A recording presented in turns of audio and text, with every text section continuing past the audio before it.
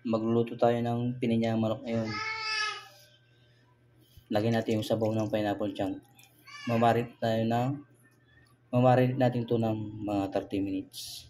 20 minutes pwede na. Tapos lagyan natin ng paminta. Yan.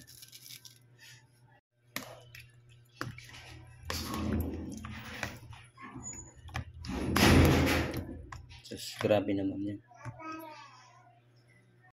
Lagay tayo ng mantika. Bawang.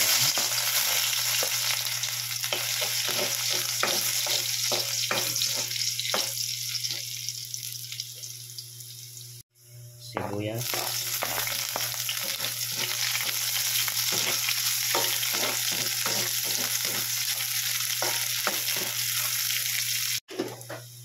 Ito yung manok na.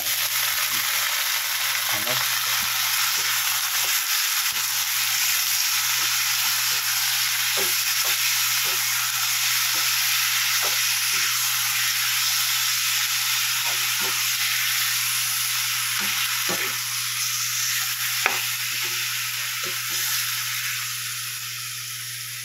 Lagay tayo ng asin.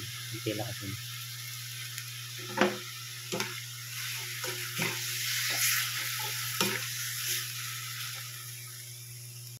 Lagyan natin yung pinamaritan natin kanina.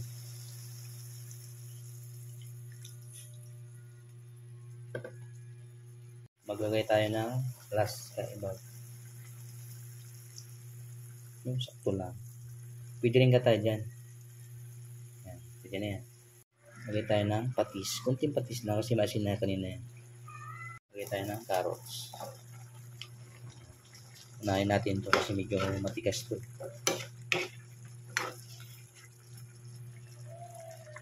Lagyan natin yung pineapple chunk.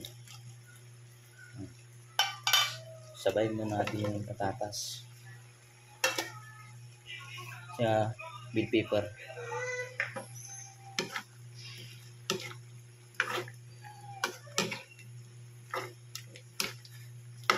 Maghihintay tayo ng mga 5 minutes, pwede na yan.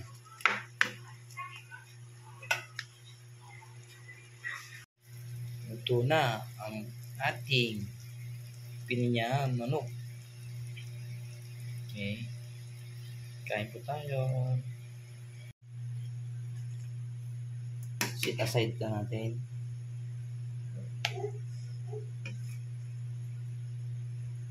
Yan.